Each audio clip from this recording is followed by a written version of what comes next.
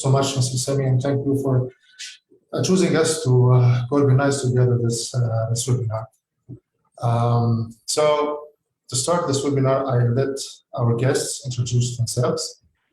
And I start with Madam Fatma. Madam Fatma, the floor is yours. Can you introduce yourself in 1 minute, please? Thank you so much. Hi, everyone. I appreciate your joining us today. My name is Fatma Mili. I'm currently the Dean of the College of Computing and Informatics at UNC Charlotte for another week. And in July, I will be moving to Michigan as the Provost of Grand Valley State University. I have been in the US for a while. I started out at Oakland University in Michigan, then I was at Purdue, and then now UNC Charlotte. I studied at University Pierre et Marie Curie, computer science, and computer science is my discipline, by the way, and I'll stop there. Thank you very much, Madam Fatma. Madam Yusra, this is your turn. Hi, everyone. Waslema. Thank you all for being here today. Ana Yusra Maguri. I am an engineering manager at Expedia Group. Currently, I live in Austin, Texas, in New York for a week. So I lived in the US for over 15 years, mostly in Seattle, Washington, San Francisco for 1 year, and then moved to Texas. I am specialized in computer science and CRM technologies. In the past, I worked at big tech companies such as eBay, Salesforce, Microsoft, and I've been in the travel and hospitality industry for quite a while. So excited to be with you all today, and so happy to connect after the webinar, inshallah. Thank you, Madam, and welcome to this webinar. Si Mohammed, tell us more about you. Good afternoon, everybody, or good evening. My name is Mohammed Jaraya, and first, I'm very, very happy to be on this panel, and especially happy to be speaking along with Yusra and Mrs. Maguri and Mrs. Milli. That's truly an honor. My name is Mohammed Jaraya. I'm an attending radiologist at Mass General Hospital, an assistant professor of radiology at Harvard Medical School. I came to the US back in 2011 as a researcher after finishing my first residency in Tunis and then in Paris. And I worked at the Boston University, the Quantitative Imaging Center under the supervision of Professor Ali Garmazi, who was another Tunisian. And then I moved on to Philadelphia for another residency, and I re-specialized again in musculoskeletal imaging after what I did in France, and now at Mass General. And I'm very excited to be here. Thank you so much, Mohammed, and we're also excited to see you here with us. Let's start this webinar by giving you each one the floor, and as an icebreaker, I want you to tell us a cultural shock moment when you arrived in the United States. What's the thing that surprised you the most when you got there? Let's start with Madam Fatma. Thank you.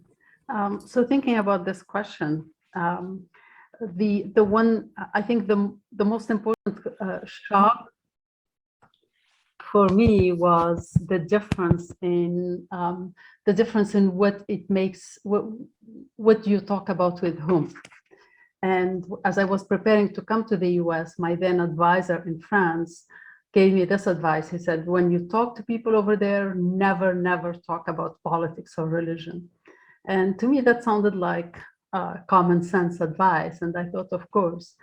But then as I came here, I really understood what that advice meant. And I realized that while in France or in Tunisia, I can be, let's say, in the train station and I can engage my neighbor and hold a very lively political conversation without them ever knowing anything about me. In the US, that's unthinkable. On the other hand, in the US, I can meet somebody in the grocery store, and the questions they would ask is where you're from, whether you're married, where you met your significant other, etc. Topics that usually we reserve for the most intimate circles it's completely the opposite. That's what you talk with strangers, and you reserve topics such as politics and religion to the most intimate circle. I thought that's a very interesting difference. Yes, and I guess this tells us more about how the American society works as a whole, and what they value as a private topic to be only spoken with the very inner circle. The notion of privacy is completely different, I think. Yes, very different. At least that's how I see it here from the other side of the pond, as they say. Madam Yusra, tell us your story. I think there's a lot of funny ones, but interesting. The one I have in mind is also around personal space and boundaries, because I feel like that's the biggest difference between the US and Tunisia, where we're more like easy to connect with others and open up so easy. So at first I feel like when my mom came to visit me, she was asking me about eating lunch at work, and she's like, oh, are you gonna share with your friends there? It made me laugh and at the same time reflect, because really, like, that's not something you would do at a workplace, like eat with others or share your meal with others, that's exactly what you would do probably in a workplace in Tunisia, or such a small country where people are too close. So definitely, like, personal boundaries, personal space is very, very well defined in the US, probably more than Europe or any other country. And at the same time, like Fatma was mentioning, like, there's really interesting tiptoeing around a lot of subjects. And at first, I definitely talk too much to too many people. My question to you is how different the actual workspace in the United States is different from that of The Office, the famous TV show. A weird question, right? Yeah, definitely more. There is more dramatic aspect in in movies in Hollywood, but I worked in a lot of teams, honestly, and the culture is different from one team to another. It could be close, where people actually walk to lunch together. It could be even closer, where people would ask you, what do you want, like, to drink, and they'll bring you coffee or your favorite drink back. It could be like you go in an office and people will avoid eye contact. So I've seen them all. And definitely that's actually a question you would ask to when you're interviewing at the new company. You would want to reach out to people on the team and see what's the vibe, because it can be really, really different. I've been in an office where big dogs were allowed on the floor, and I was not comfortable with that at all. So so it could be really different. And here companies now emphasize a lot, like, their culture, and they're trying to have it as a selling point when they're trying to recruit and hire the best in the industry. And definitely, like, it's very different from a team to another, a company to another. But overall, I would say that personal boundaries are something to keep in mind all the time.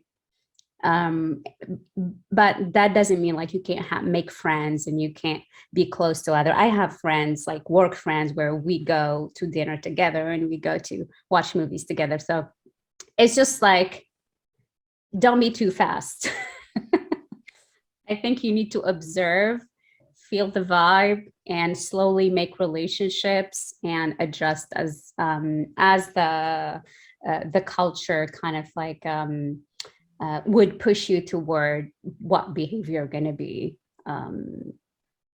like focused more on. Yeah, that's totally totally clear, and it shows the picture of what really happens typical of the United States. So Mohammed, what's your story? So I thought about this question quite a bit. Well, I feel like, in a society, there are too many facets. So I would say there are probably for me many small shocks for like every single aspect of life.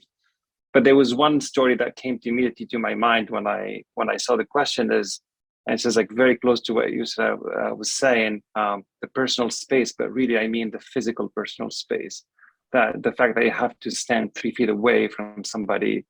When I first came from Paris, I was still like sitting, I would stand like a foot away or something from somebody. And that would be like almost, it's felt like almost a threat if you, standing too close to somebody.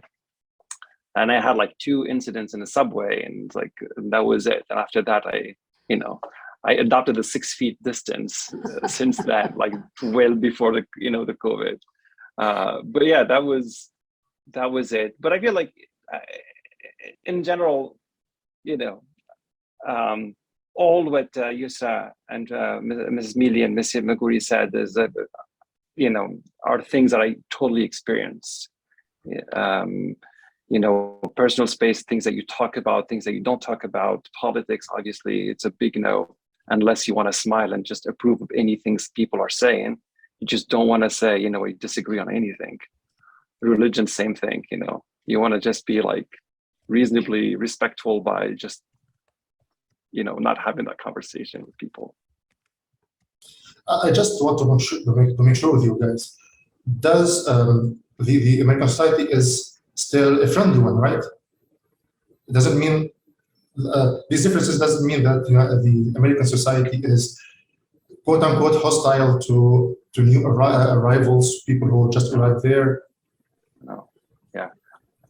I'll go first if Ms. Maguri and Ms. Mili don't mind. Yeah, I think it's for an immigrant, which is our experience of all of us, or like the experience that many of us want. I think it's one of the most open societies, to be very clear. We can go on details about things that we may not like and everything, but really, for a foreigner, there isn't like a more welcoming society, I think, than this one. Because just because of the fact that everybody is probably a foreigner, and if they're not, their parents probably are foreigners. So everybody can kind of relate to your experience. That's my feeling.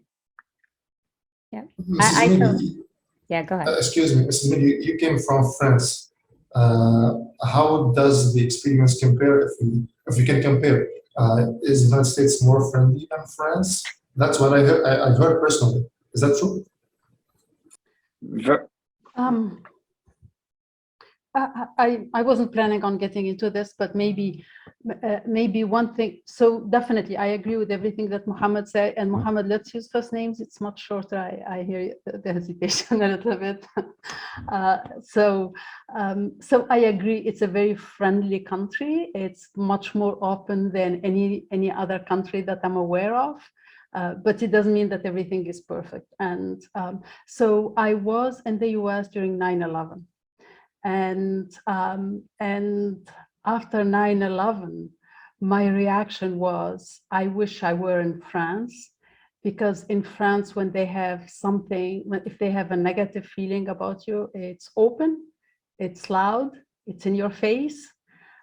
Whereas after 9/11, I wasn't sure what my neighbors were thinking. I wasn't sure what my colleagues were thinking. What I knew is that they weren't saying a thing.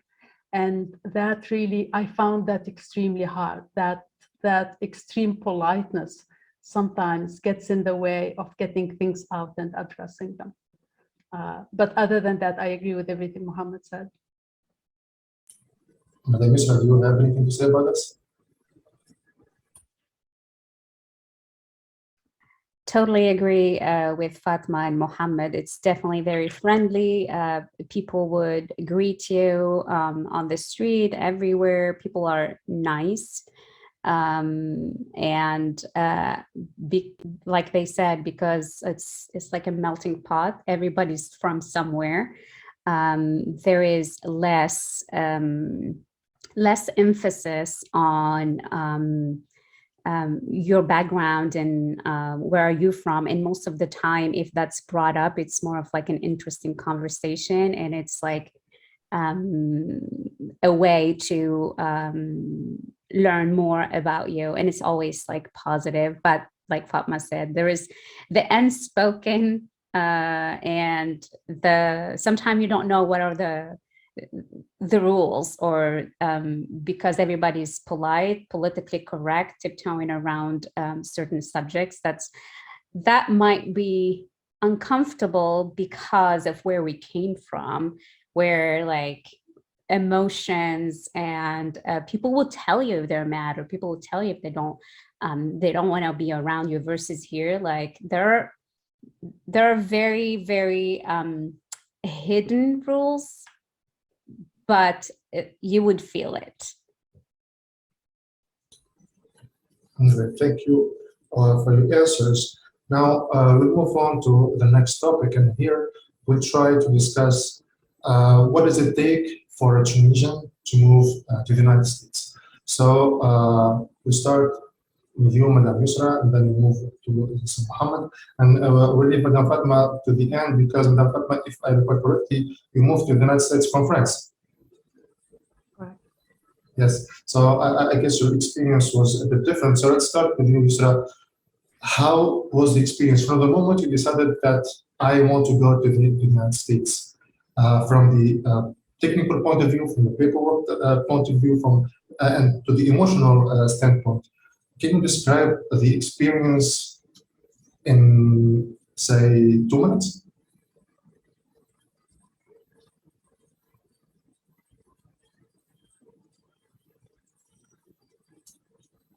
And then, Mr. Can you hear me? I think there's some. I think we lost her. So Mohammed, can you go for the answer?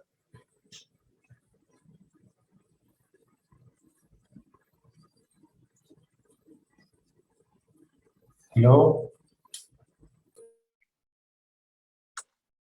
Hello. I can hear you, so Mohammed. Can you hear me? Okay. Yes, I do. I'm sorry. Whose turn? Was it my connection that's bad, or?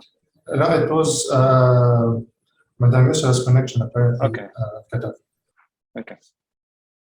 So do you need to repeat the question? No. I'll go for this question. So it was from the moment I decided to move to the US, what was the process, basically, right? And if there's is there anything that I would do differently? So in my case, I was applying for an academic research fellowship.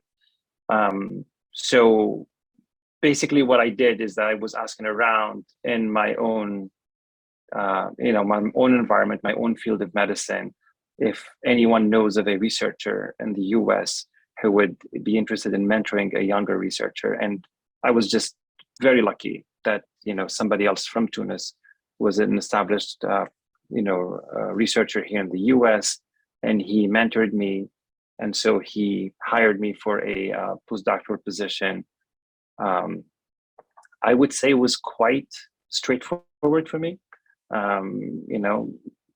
The paperwork, the usual paperwork for a J1 visa, that's how I started. I filled it, I came. It was, I think the most nerve-wracking experience for me is when I was actually flying to the US to start, because that was actually my very first time coming to the US. And I had, I was moving from France where I only lived for 18 months, so not for long.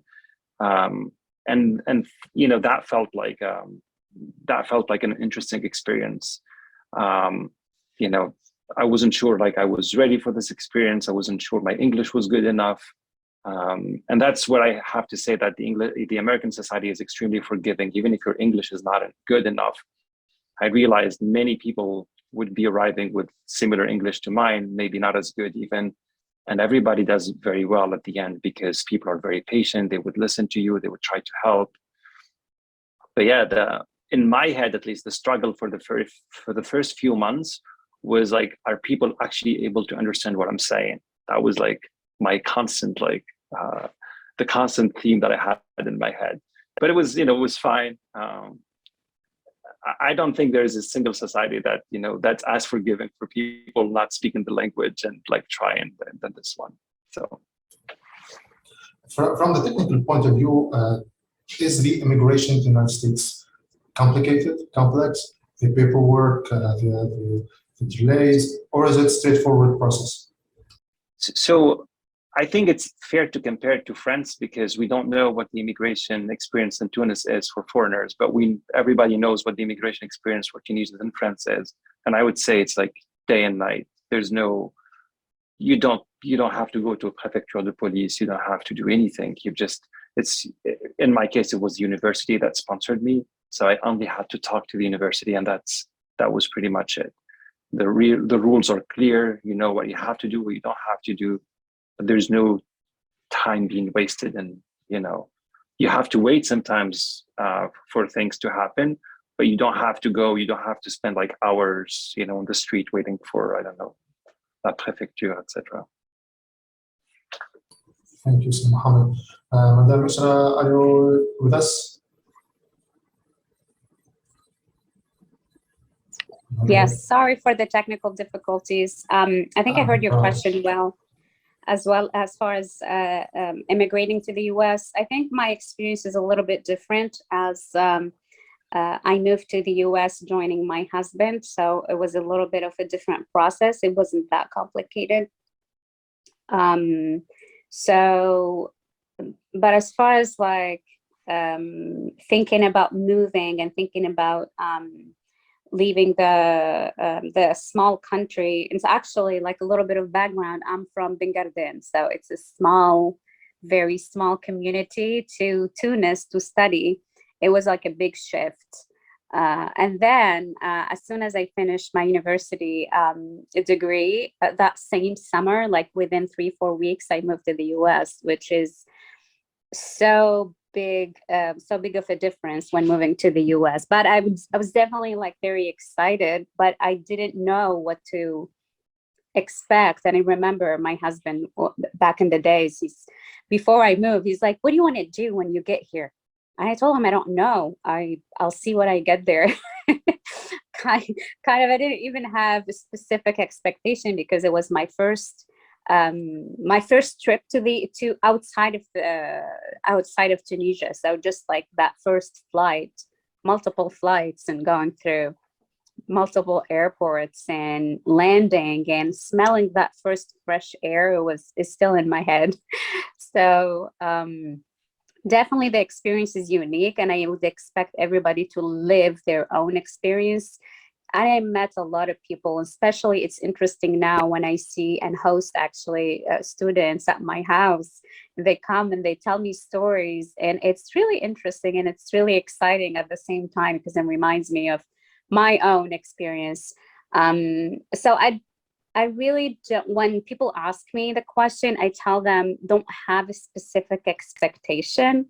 Enjoy the journey and don't be alone. Ask questions. If you have a specific question, tell people that you don't know what you're doing or what you don't know what to expect, and they'll tell you. I think we learn a lot by hearing stories and by listening from others and by seeing what others are doing.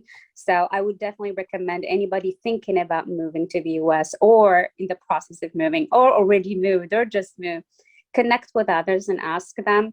It can be very confusing, honestly, like the immigration process can be very, very confusing. I know people who are still struggling, especially after the pandemic and the long waits, and it can be a whole heavy aspect of life if you are trying to get your paperwork to be able to work or to be able to finish your studies. So I've never lived in France or any other country, so I know it's a little bit different. And the US is a little bit unique in as far as like immigration and all that. So best thing is don't stay alone. Just ask people when you need help, or just like listen to other people's stories. You will figure things out for yourself. Thank you for the passionate and rich answer. Madame Fili, how was your trip from France to the United States? So for me, yes, it was every story is different. For me, as I was on my last year of PhD, I wasn't quite ready to go home yet. So I decided to explore the other side of the Atlantic. And on my last year, I started sending letters of applications to the US, having very little sense of the differences between universities, what to look for, and so forth. And there is a computing conference that year. It happened in February in Philadelphia, that also serves as the connection point between universities and graduating students looking for a job. So I went to that conference and scheduled interviews around that. So I came to that conference in February, and I think spent an additional about 10 days interviewing in 5 different places. And the places were as different as some in California, Minnesota, Windsor, Canada, Oakland University, Ohio, and again, went from each interview is a day and a half, where they try to give you a sense of the place, the people, the curriculum, the students. And for me, it was just, I was drinking from the water hose. I didn't really know what questions to ask, what criteria to look at. So at the end of the day, one university in California, there was no good coffee in the morning, so that was out. And as good criterion as any other. The one in Michigan, people were very nice. The campus was beautiful, and that's where I landed. So if I were to do it again, would I do it differently?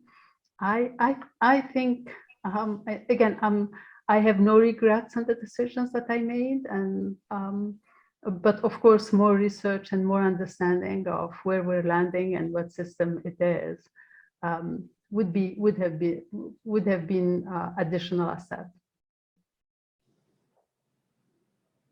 Okay, so I know that we have a whole talking point dedicated to the racism and sexism of the American society. But just as a quick introduction here, how do you see the transition of the American society from when you came to the US to today? Does the Trump years, does this whole immigration rhetoric that's now a top talking point in the United States impacted the way you see yourself in the American society, or this is just what we see here from the news, and the fact or what we are living there is very different?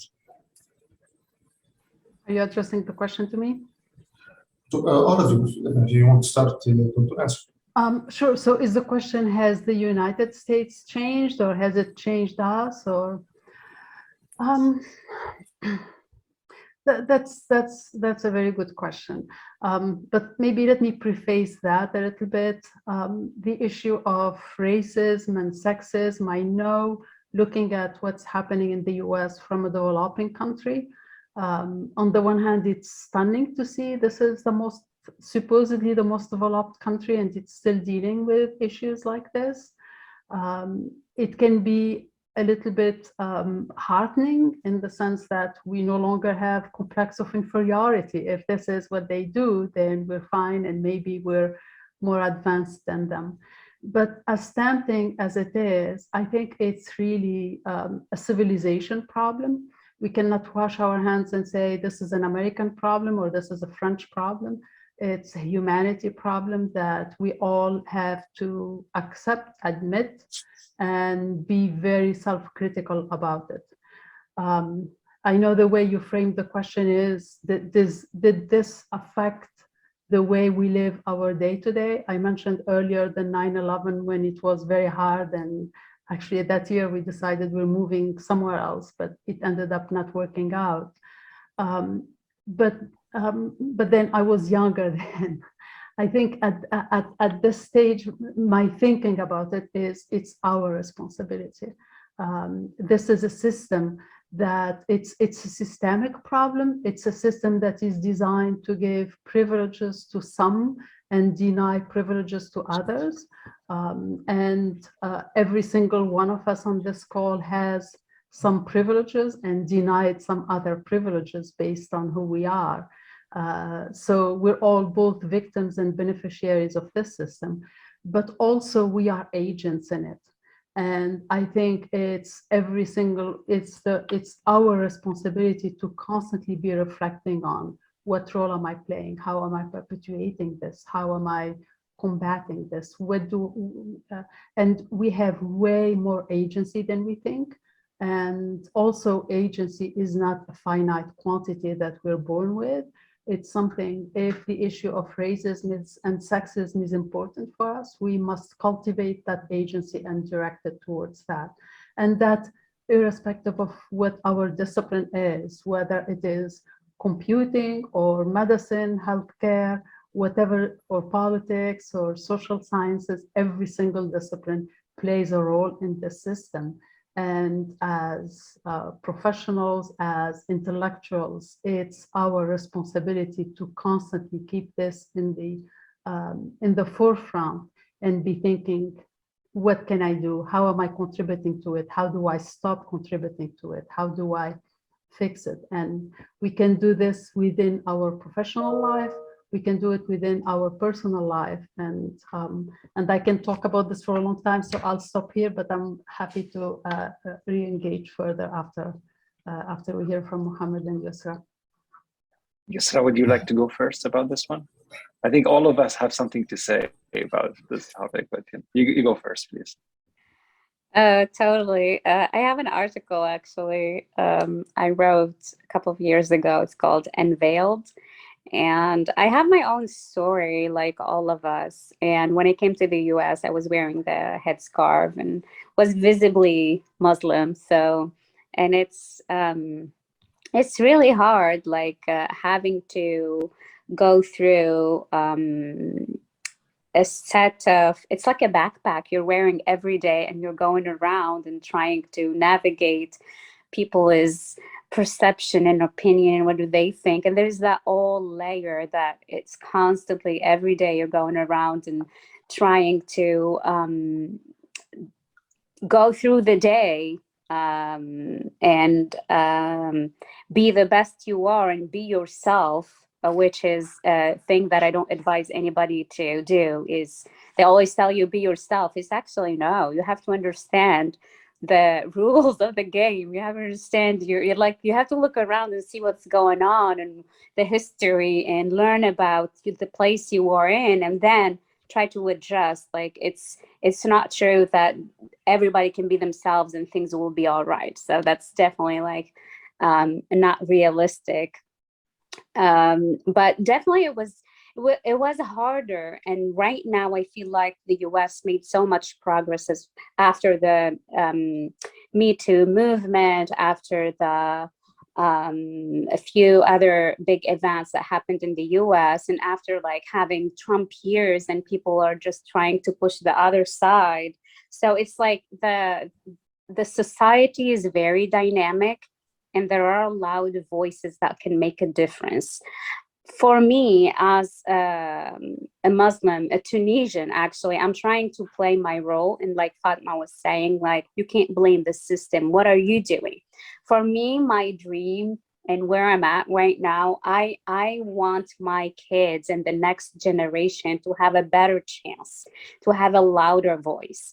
Things that my generation, I feel like we were too consumed making it and getting our paperwork figured out and getting like into the system and understanding where things are. That was on us. When I look at my kids, I want them to have a better chance, to have a louder voice, to have a presence in the whole US system and all the different like dynamics. It's definitely, there is a lot of room for improvement. The workplace is really interesting, especially in the tech space. So if you're in tech, there is a better chance for you to get in because there is a huge need for tech people. Everybody comes from everywhere in the world. And I know people come from France, from Spain, from India, from all countries of the world, just to be in because tech companies are very advanced in the US. So it's definitely, you have a chance to get in. But then for me personally, getting into leadership was a big challenge, because there is one thing that people needs to be aware of is some people are hired for their potential, and some people are hired for their skills and what they know now. For me, it was a big challenge to get into a management position for the first time. So I had to do a lot of things, and I can talk about this like for hours, but definitely like something to keep in mind is you're gonna have your own journey. If you want things to be different, do your part, have a voice. And at least if you don't have a voice now, have a plan for the next generation to have that voice and play a role. Like Fatma was talking about thinking of leaving after the 9/11. We thought of leaving when we thought Trump was going to be reelected. And we were looking around in other countries, but then we had this thought there, we have to stay and fight rather than trying to move to somewhere else where they have different issues. So it's definitely like US is very open, so many opportunities, but everyone is going to have to navigate their own journey and try to pick a stand. If you don't want to fight, if you want to like just ride the wave, it's good. You have a way. If you want to make a difference, you want to have a voice, that's always like there is a way, and the country is very dynamic. Thank you so much for sharing with us all of this. Just before I give the floor to Sir Mohammed, I just wanted to let our viewers know that they can ask questions. They can either put them in the chat box in the Zoom call, or if they're watching us through Facebook Live, they can ask questions through the comment section below the video. So Mohammed, how was your experience with all this? So, two things. You mentioned something about Trump being elected. How did that? So let me just address that first point. You know, I think in our daily lives, things have not changed dramatically. Like not even like on a, we cannot even sense how much things have changed, at least in my opinion. But we know things are changing. You know, the 4 years of Trump are not, they're not just something that just happened in a vacuum. There will be, things will continue to change, unfortunately. I'm not sure if it's going to change in the right direction or not. We'll see, time will tell us. But for the issue of racism and sexism, I think when you talk about racism in the US, the experience is so different from a person to another, from a community to another, that it's very difficult to actually give one answer. This country has a big history and a very deep history of slavery. And so if you are African American, your experience of, racism is totally different than of a North African man, Muslim, white passing, as we would say here. It would definitely not be the same experience. And my experience is definitely not the same experience as a Tunisian woman who's wearing the hijab, just as Yusra was saying. And so what I could say for sure is that in comparison with friends, I think it is much healthier to be in a country that discusses these issues, and having these issues being portrayed in the media oftentimes is, for me, is a sign of a good health, that there is a conversation in the society about this. But the fact that there is much talk about sexism and racism in the US does not necessarily mean that there is more sexism and racism, but it's just that it's more present in academic circles, especially. And so it's portrayed more often in the media. I don't think I could speak more eloquently than Yusra and Fatma about what they said. They already said everything otherwise. So yeah, that's what I had to say in addition. Yeah, thank you everyone for sharing with us, because I know this is a sensitive topic, and and it's a bit, it has a touch of layer of intimacy woven into it. So I really appreciate that you share with us this honestly. Let's move on to the next topic, the technicalities of being in the United States. What does it, how did you deal with the first weeks and months of being in the United States?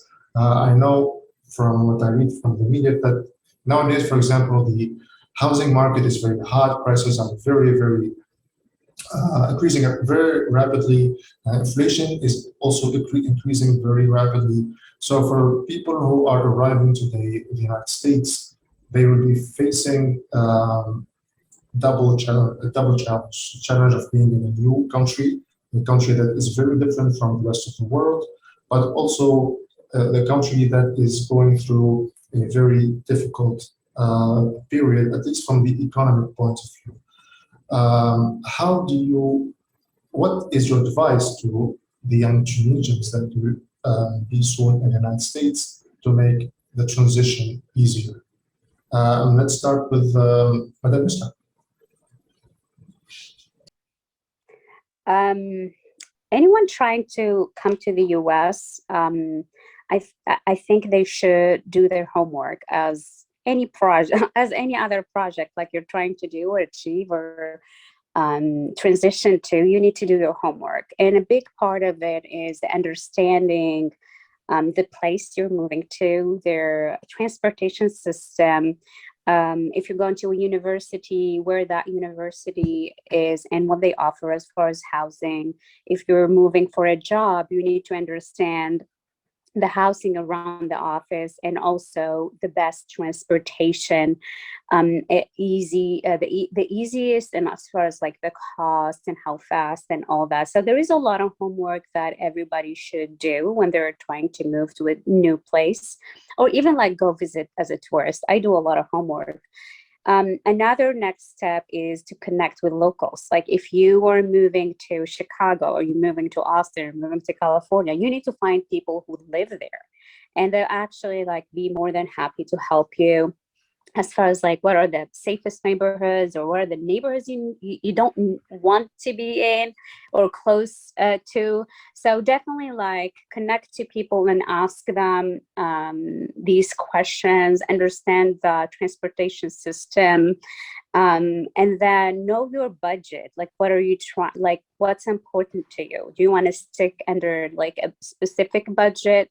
Are you okay living with others? Are you okay commuting? So I feel like with a tough market, you're gonna have to make compromise. And like if you're buying a house or if you're renting, so definitely like, what is it that is most important to you? And have like a list of priorities, I would say. It is tough, definitely, but like deciding to be in a place is a much more complicated decision. And for example, if you are new and you're trying to decide, do I move to San Francisco or do I move to Seattle, or should I choose a different city? So I can definitely like walk you through the different dynamics, because every city has its own dynamic. Like even here in New York is quite interesting, all the neighborhoods and how people choose to commute to work and all that. We were in New Jersey yesterday, and the transportation was so easy. It was like 25 minutes to get to World Trade Center and be in the center of New York. And I see a lot of people commuting and taking the public transportation. So there is definitely like a lot of dynamic to each city in the US, and every city is so different, and the cost of living is so different. And as somebody moving to the US, they need to do their homework and connect with people who are local that can help them. I can help you if anybody's moving to the US and needs some questions answered. I think one of the most difficult things to understand as Tunisians is that the United States is a collection of 50 states where each state has its own rules and its own dynamic. So living in California is very different from living, for example, in Montana or Nebraska or even New York. So how do you do to make sure that your research is applicable to the place you are going to be living in? Is that to me as well? Yes, if you have been asked. Yeah, I would talk about housing for hours.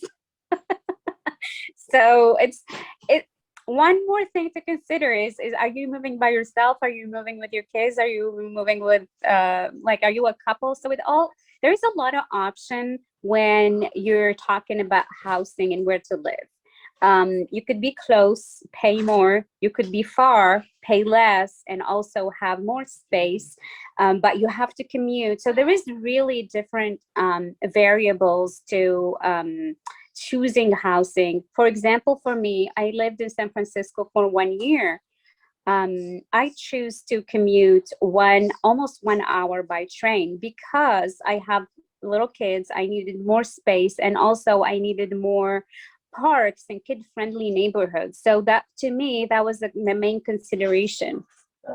When you're talking about somebody starting new and it's their first job and they want to be next to the office and then probably going to spend more time in the office than home, I have friends who would live in the heart of the city.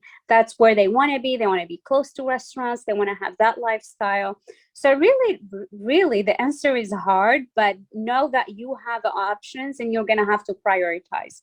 A lot of people would want to stick under a budget, and that will determine where they would live. If you have options as far as different states, that's a totally different conversation. I live in Seattle, I lived in San Francisco, and I lived in Texas. The cost of living is so different. Some states, for example, owning a house is different. It has a lot of variables. Some states have taxes, very high tax for home ownership. California has a state tax, that's income tax. So there is a lot, really, every state and every city has its own dynamic. And you have to know, do you have to move to a specific place? Now, once you decide about that, we can have a totally different conversations. Do you want to have a lifestyle near the restaurants, walk to places, which is my dream, but I still can't do that because just my kids are so little. So really, it's a wide conversation. We could have a session about housing in the US. Thank you for your answers. Madam Fatma, how was your experience? And may I add you another question about the financial system of the United States? Because the financial system, for instance, is very, very different from what we have here in Tunisia. For example, from what I read, people in the United States are expected to use their credit cards so they can have their scores improved so that when they need a loan, they can get it easier, which is something unheard of here in Tunisia. This is just an example. How was your experience when you get to the United States for the first time? For me, it has been such a long time ago that I don't know that I even remember or that it's relevant. As far as the financial system in general, I was just in Tunisia 2 weeks ago, and as I was packing, a cousin said, "Do you have your passport? Do you have your money?" I looked at her and said, "What? Money? What's that?" I haven't handled cash in such a long time that we don't use that anymore. And it's true that the notion of borrowing for everything is so common here. It's unthinkable to do it otherwise. And recently I was talking with an advisor because I'm in the process of moving, and I told him I tried to pay off our house faster. He said, "Why would you do that? The interest rate is so low that no, you have to slow it down as much as possible." So it's a whole new system. I don't know that I'm really expert in it. I usually try to know the minimum necessary. But beyond that, I don't know that I have much useful to add to this. But I think you can advise Tunisians who want to move to the United States to look into it, because having a banking account, and it's much more important than having a banking account in Tunisia. Without a bank account in the United States, may be an obstacle to get into such a stuff, right? I don't know that. I mean, mostly if you want to do any transaction, buying a home or a car or whatever, you need to show proof of employment, and that's their warranty.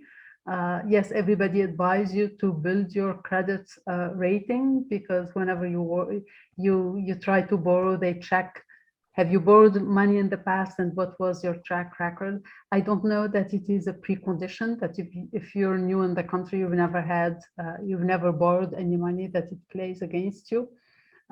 Maybe the one thing I will add is what you said earlier about the inflation. It is true that the inflation is high, but unemployment is very low. And for anything, for the smallest possible task, we find ourselves waiting for a long time because there is no workforce. So on the one hand, the inflation can be scary, but I don't think for the US, where the inflation rate has been low for a very long time, yes, it's so unusual, it's newsworthy. But it doesn't mean that it's something that a Tunisian moving here should worry about. But the unemployment rate is something that is extremely important. Everybody is desperate to hire people. So in that respect, it's the best time to be in the job market.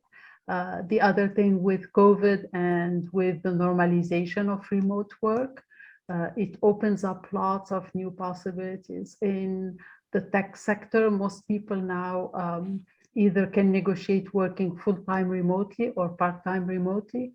And that means that you're not bound by the location of employer as tightly as before. So it does have its challenges, but it opens new opportunities as well.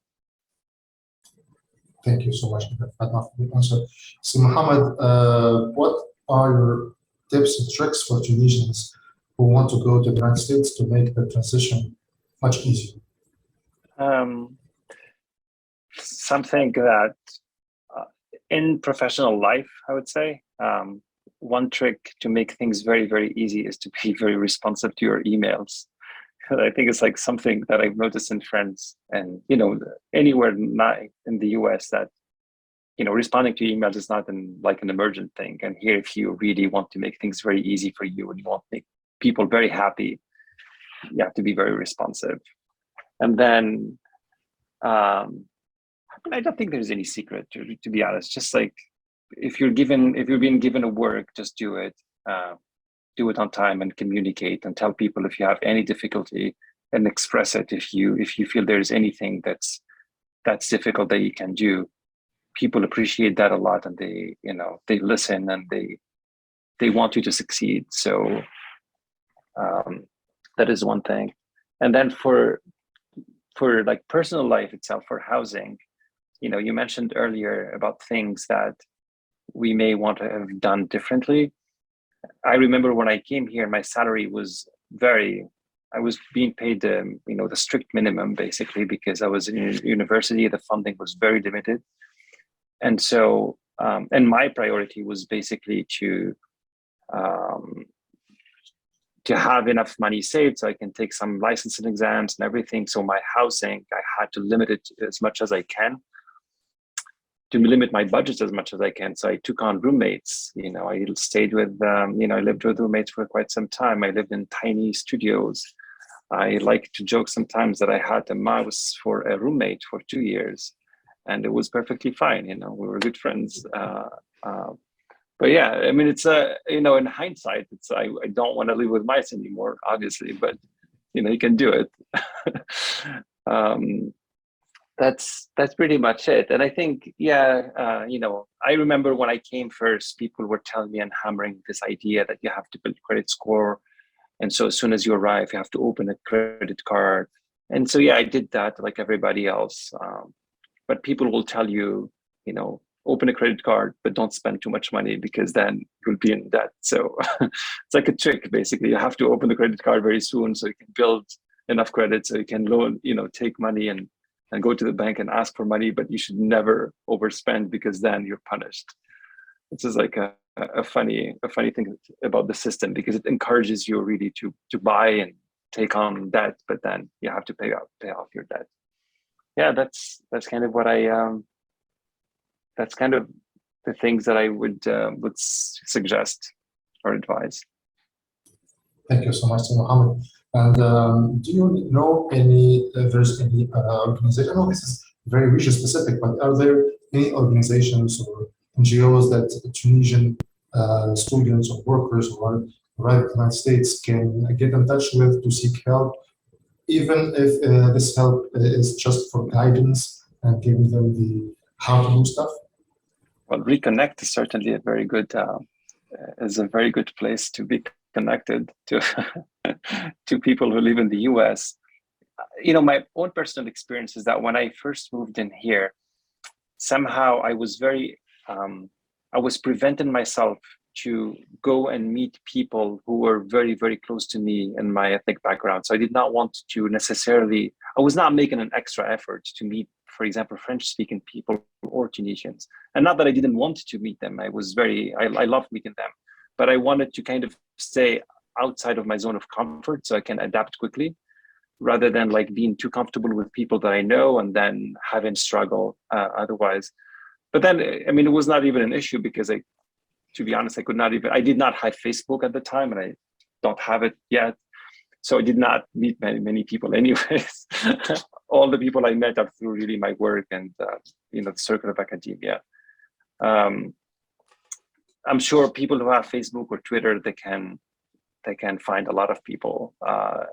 It's pretty easy. I know there are many groups of Tunisians everywhere in every city, but I happen not to be connected on social media in general, just LinkedIn and maybe a Twitter, but that's it. Thank you, Mohammed. Yes, who wants to take the floor? Yusra here. So this is a great question for me. So something I didn't say when I was introducing myself is that I'm the founder of Open Minds Project. It's a nonprofit organization that helps students in Tunisia improve their English. We have book swap events in Tunisia.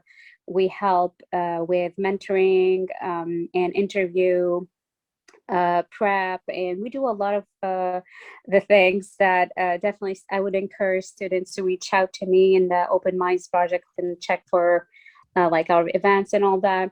In addition to that, I also direct Hanoun Project, which is a professional network for Tunisian professionals in the USA. In Mohammed and Fatma, I'll make sure you're part of that network. So what we're trying to do is really here to connect people together, have events and webinar like Sammy's doing right now exactly. So I think there is a lot of synergy, and there is a lot of like shared in common goals here.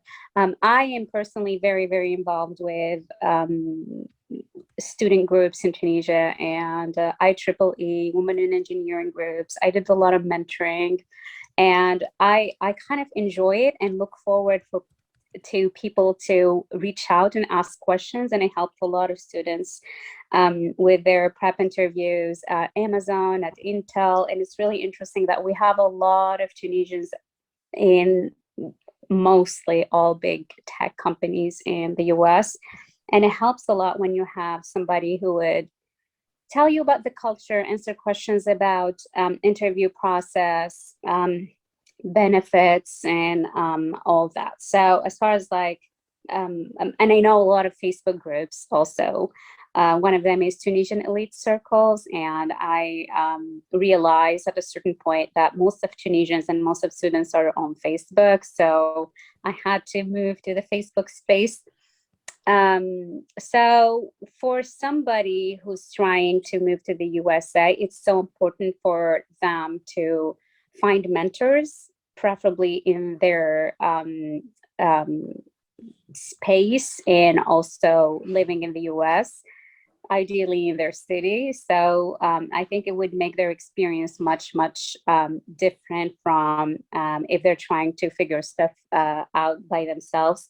One thing to mention is that in the tech space, at least, I'm not sure in academia how it works, but in tech space, a lot of the companies would prefer and prioritize referred candidates, and to be able to have referral from somebody who works at Google or who works at Facebook or who works at Expedia. I think it makes a lot of difference.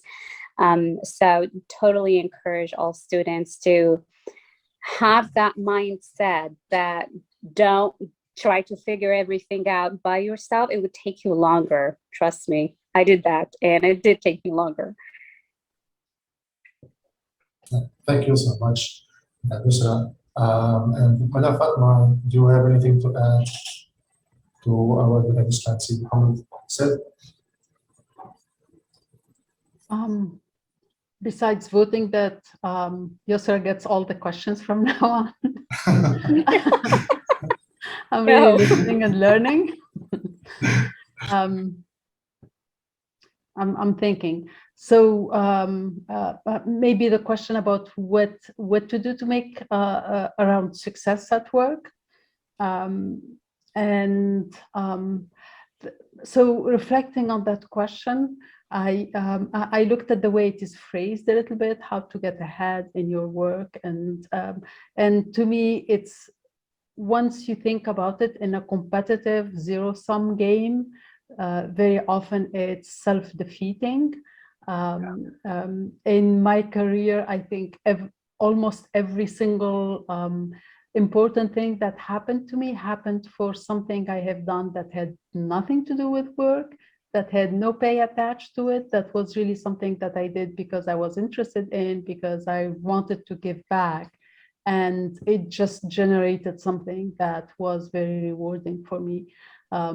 Now, I'm not saying don't work towards improving your work, but mostly put your heart into it and make sure that you are, the more you're self-focused, in my sense, the more, the less, the more it's visible to others. And every time in looking for hiring people, I'm much more interested in people who want to make a change around them, who want to support others, who want to mentor others, than to somebody who is so focused on their own promotion and their own career.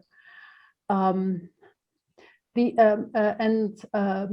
think Yusra earlier mentioned the fact that you asked her the question about what's the culture at work, and she said every workplace has a different culture, and that is so true. The other day I read this advice that I really liked. It says, be positive, be first, be constant. And I think it applies so well at work. Always be positive, and make sure that you make people you meet with, make sure that they leave feeling better about themselves after they met with you than before. Always be first. I make it a point to always be the first greeting people, rather than waiting until they greet me. And for me, that's something that is extremely important. And be predictable. Don't make them guess what mood you're in or anything like that. Your mood, you leave it at home. And at work, you have to be, again, positive, constant, predictable, and always be first to bring something positive to the table. The one thing that I can say about the American work culture is, good or bad, Americans spend lots of time at work. Their work is their life. So because of that, how they feel about their work is extremely important. How they feel about your work when you work with them is extremely important. So it's, again, it may not be healthy to be living at work, but it's something that you need to factor in if you integrate in this environment. Thank you so much, Madam. Actually, it's a perfect segue to the next topic, which is how Tunisians can adapt the American office And I'll start by asking a question submitted by my colleague Sarah. How do you feel about the adaptation between the competitive American mindset and the more chill Tunisian mindset? What Tunisian Should I? mindset? The chill Tunisian mindset, the blasé kind of mindset of Tunisians. Chill. Okay. Go ahead, Mohammed. There's an assumption here that the Tunisian mindset is actually chill. I don't think so. In all honesty, what I think, the reason why we perceive it that, Americans are more competitive and Tunisians are more chilled is basically the environment is so different that even if you're Tunisian and you're trying very hard and the environment is just not good, yeah, I mean, everybody's going to be, at the end of the day, everybody's chill, right? But I really don't think people are chill. Like, I think it would take 24 hours. If the environment was different, you would see very different people and, very different behavior. The question is, how do you change that environment?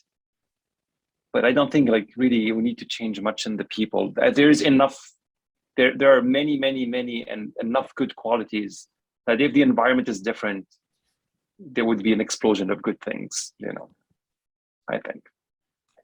I fully agree with that. There were so many studies that actually illustrate that, how our performance is really a function of the environment in which we're in. I think years ago, some study was done of Egyptian professors and the difference in performance and number of papers and number of applications and number of patents, depending on whether they take these same professors, put them in an American university or in an Egyptian university. So it's really the infrastructure, the leadership, and so forth. And I fully agree with Mohammed. It's not Sarah's question contrasts the competitiveness versus the chill.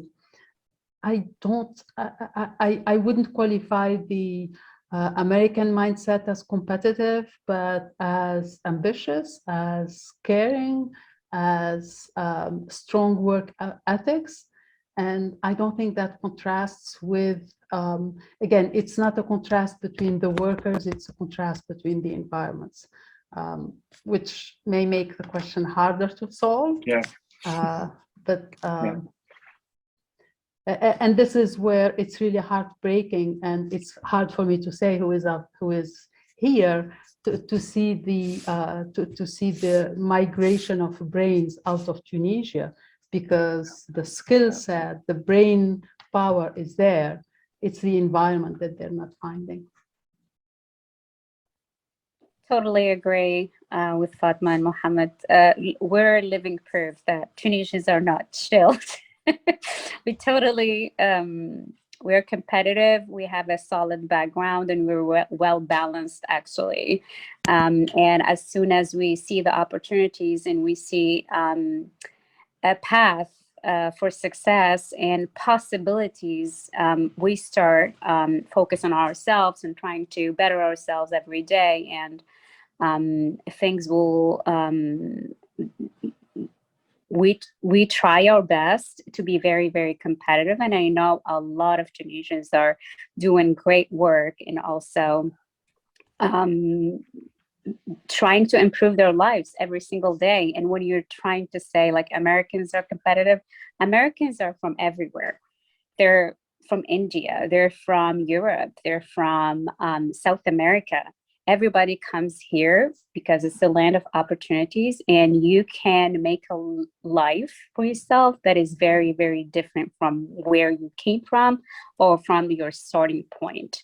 And for all students out there who are trying to make trying to see where what they can do and what they can become, I would totally tell them that where you are today should have nothing to do with what you're going to be achieving. So just blaze through it. Try to move and adjust as you go, and really don't want to say the follow your dreams kind of cliche as a cliche here, but really, if you have the resilience, if you have the right mindset and the right attitude toward learning, toward building relationships, toward unlocking opportunities and failing and trying again, you're the only one who's gonna set limits to your potential. Thank you so much for the answers. I have another question from a viewer, this time from Yusuf Effendi. I have to phrase a little bit the question, Yusuf, I'm sorry, but the United States, as I see it, is the land of temptations, especially for us Tunisians, live in a small country where everything is almost forbidden. Going to the United States and seeing that everything is available in huge quantities may be tempting for some people. How do you stay focused on your goals? How do you stay focused on the person you want to become and on your personal growth? Yeah, focus is a big problem right now for everybody, me, myself included. So it's social media is a big challenge. All the different paths and routes you can be taking makes it harder to focus. But really, like, people would have to go through their own journey. You would have to try things for yourself, go through life, I guess, and options and choices. But really, there is no set of rules or a book that you're going to read from. You're just going to have to go through different things as you're immigrating or trying to live in a new place. And that applies to any place you go to, or even if you stay in Tunisia. There will be temptation. There will be days that you would want like easy things and not work for it, but you will realize that that's not the path. And the moment you realize that it's up to you to get up and do the things you want to do, it's at that moment you'll start like being more responsible. And I feel like here your question is more toward how to be more responsible, and just living with your parents is a thing, but the moment you're out and you have to do everything for yourself, things will change. You'll start doing things that you're not comfortable doing, or you would never think you would do for yourself before. So totally the US, like any other place, just moving to a new place, it's not always fun, and you would have to make choices and then live with your choices. So that's it for me. Okay, thank you so much. So Mohammed, what's your take on this topic? About focusing, you remember when I said that I didn't have a Facebook account a few years ago? I actually did have one when I was in France and I first came here, and I realized that I was taking my first license and exams that Facebook was killing me, basically. It was so I had to basically delete, and that's why I actually exited all social media. I only left things that I find very boring, so that I know that I'm not gonna be using them. So yeah, I think like it's a struggle that everyone has. I don't own a TV for that very same reason also. I try to, and even with that, YouTube on my cell phone is a big distraction, I find it. So if anyone has a secret recipe, I think the best is really just to focus on like real life and avoid, too much smartphones and too much virtual life, basically. Thank you so much. Fatma, any answers? Yeah, I have been thinking that we cannot end this session without me saying this, which is I feel the imposter syndrome, in the sense that I'm sitting here saying, here's how to succeed. And the truth of the matter is, I really don't know how. And the fact that you can look at my career and say, this is success, it's really a combination of luck, lots of support, lots of opportunities, and things that I have done. There are lots of crossroads where I could have failed miserably, I could have failed on my face, and in some cases I did and recovered, and in some cases I was lucky and it worked. So again, I don't want people to live with the impression that, and I'll speak for myself, that here's a successful person, she knew exactly what to do. And it's not just me, it's everything else that was given to me, that the support that I have received, and yes, luck and opportunity and privileges that I have had. One word on that. I think that's like the best like comment that was said today. When I first received this invitation to participate to this panel, I was almost like quite embarrassed, because like I am not sure I actually succeeded. I'm not sure what the measure is, but so I totally agree on exactly on what Fatma says. And on a more personal note, because there are many many Tunisian physicians live in Tunis and everything, I often say this to my friends or like to people that I meet in general, that to a large extent, I feel people who stayed in Tunisia are more successful in trying to make Tunisia better, at least. But that's a side note. Thank you so much, Mohammed. Madam Fatma, you mentioned the Usher syndrome, and I know from many studies that women suffer more the syndrome than men. And this is a great segue to my next question about sexism in the United States. When we think about sexism, we sometimes believe that countries in Western Europe and North America suffer less from sexism, but apparently this is not true. How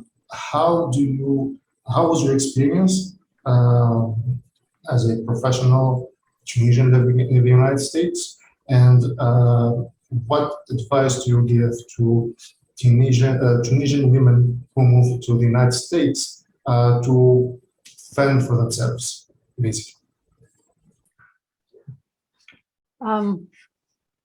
So I'll start with personal. Here's what my experience was and what I have done. So when I came to the US, I was stunned, because in France I was reading all of the American feminists, and here I was going to the land where they've solved it all.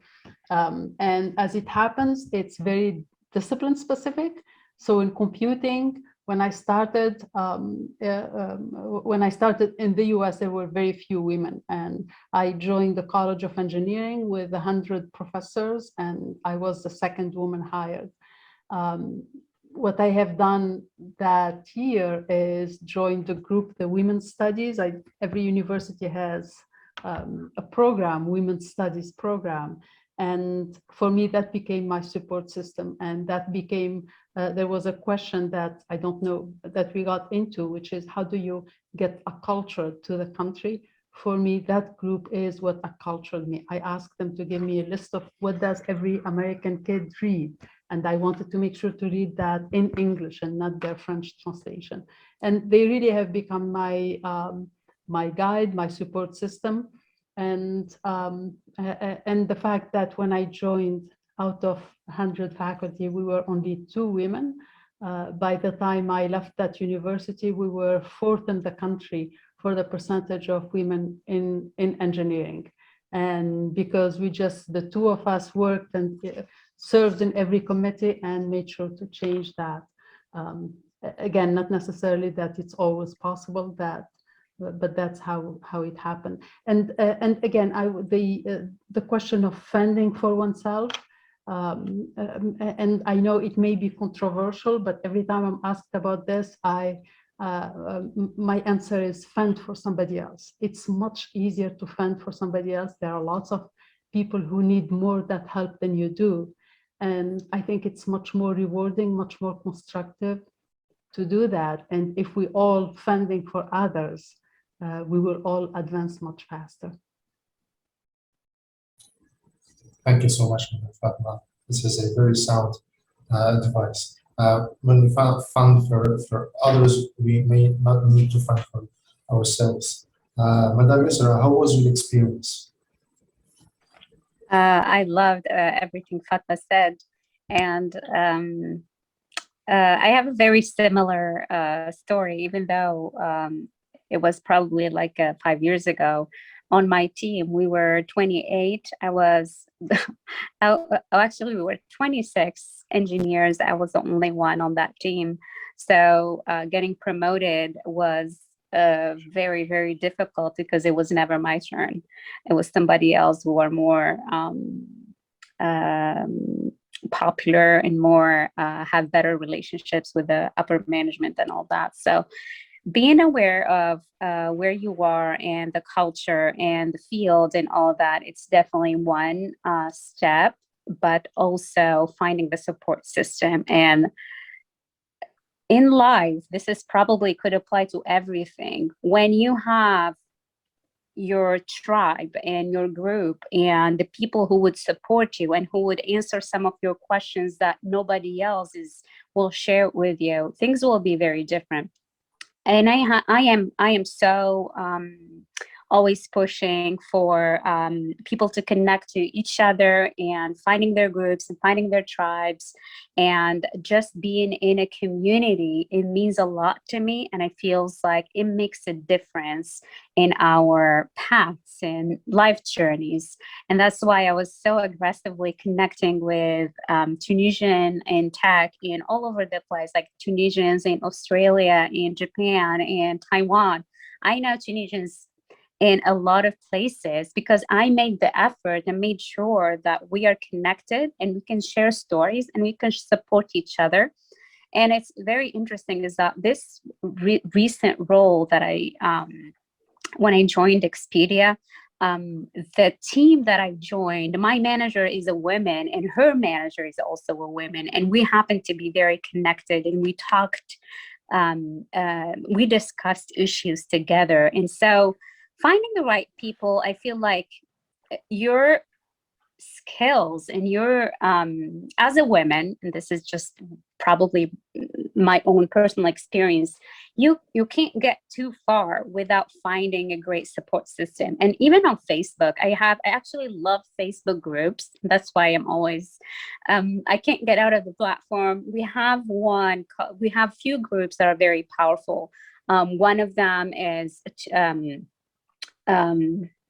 what is it? The Women in Tech, and there is women in finance, and we share a lot of things that nobody else is telling us about. And we have like sessions about crypto, about finance, about really like all wide range of topics, and it has the best in the world. And it was just the US, but now we have people from New Zealand, from Australia, from South America, from all over the place. And it's for me, I was a woman and as a mom in tech, and it's actually called the Mint. Fatma, you need to be on that group. It really is such a strong network of support. People get hired there. People get to talk about salaries, and that's something that's not really like open. You can discuss how much you make or how much you should ask when you're going through interviews. So we talk, there is really, really interesting dynamic in those groups, and I'm really attached to these groups. I feel like that's my place to ask a question. And there are different groups that are really strong, and I feel like that made a difference as far as like what I know today and how I'm strongly or maybe getting more confident when I go in a workplace where still, honestly, still even in the tech industry, still more men are in leadership and in the executive layer. So that's something that we can't deny. And we definitely we still need to do more work. But if we're together and if we're doing this together, so things will be much faster and things will be easier. So don't find a community. I feel like that's for me, the word of the day. Don't go alone. Definitely. Thank you so much. Madam Yusra, so Mohammed, do you have anything to add on the question of sexism in the United States? Can you repeat the question one more time for me? So my question to Madam Yusra was their experience with sexism in the United States and how did they found for themselves. But as a man, how do you see the sexism in the United States? What does a Tunisian man in the United States can do on the question? I would probably say, I mean, everything that was said before me by Fatma and Yusra was excellent and to the point. I would probably say men should just listen for this. You know, when we talk about sexism, I'm not sure I can give like good lessons or say that I'm an example or like give an example of anything. I have not had yet a student, so let alone like a female student. I don't have a student yet that I would mentor. So yeah, I think like men should just, you know, listen and be open-minded. And sometimes that's why actually when we started, I was making sure that I called Mrs. Miss. I'm always afraid, for example, like of addressing colleagues, women by their first name, even though I would do it with men, but you know, I'm more careful. But yeah, it's just I think just listen. Thank you so much, Mohammed. My last question is about how Tunisians in the United States can help their country get better, especially in these very difficult days. And I'll start with Madame Fatma since she has another call to hop on. Madame Fatma, how do you think Tunisians can, in the United States specifically, can help their country? It's a big question that I don't know that I can answer cold. The only thing that I can say is that I personally am very eager to support and to help others, whether they are students or graduates. And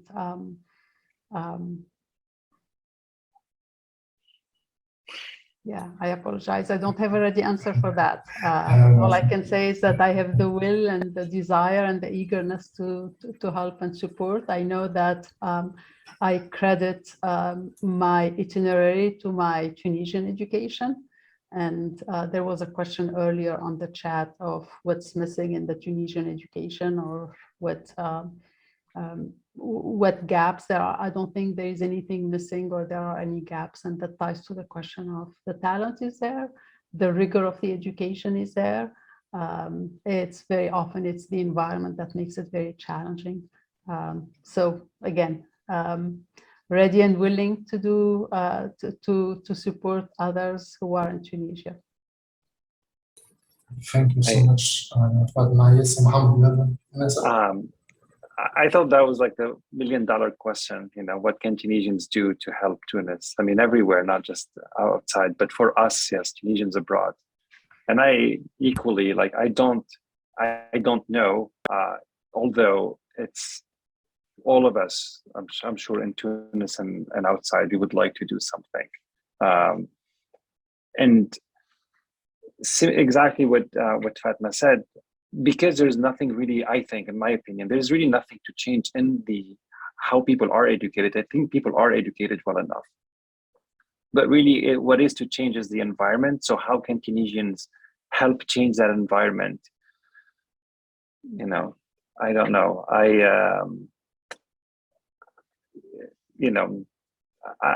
honestly don't know, other than, you know, go there, try to help.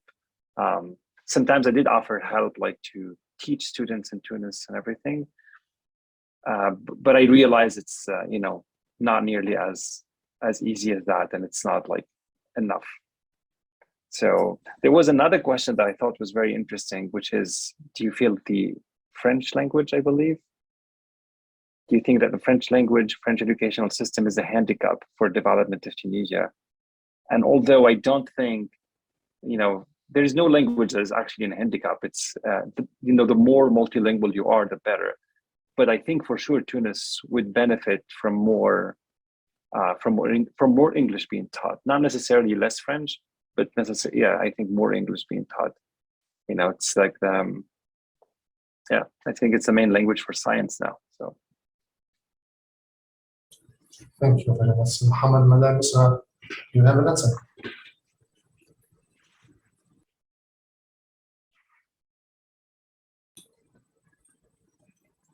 Madam Isra, you still with us? I think I was on mute, sorry. I'm not gonna claim that I have an answer, definitely not, but I'm from somebody who's very engaged with Tunisian students and the community in Tunisia, like Mohammed and Fatma said, we're ready to help. I'm there. I'm trying to make a difference from my side. Actually, I'm working on a Women in Leadership conference this summer with some partners in Tunisia. And we're trying to bring everybody together and have more conversations and push for the change that we want to see. But definitely, I want to say that the people are ready. The talents outside of Tunisia are ready. It's just that connection that needs to happen. And here Sami is doing a great work as far as like connecting people. And from my side, I'm eager to connect and have more people with me and doing more of the mentoring and connecting to universities. And I have a lot of ideas. I do want to be part of the next chapter. I do want to raise my hand and say, hey, what's missing? What do you need? What do you want? Who do you want to talk to? Or all those conversations. But it's definitely like it didn't click yet. And we're moving slow. But I feel like the power of the people and the passion that we all have for Tunisia and giving back is definitely is going to be a drive. And even though everything seems very difficult and slow, I feel like we're making a difference. This conversation today is definitely toward that change that we want to see. We want more people to talk. We want more people to be open. We want more people to talk and understand English.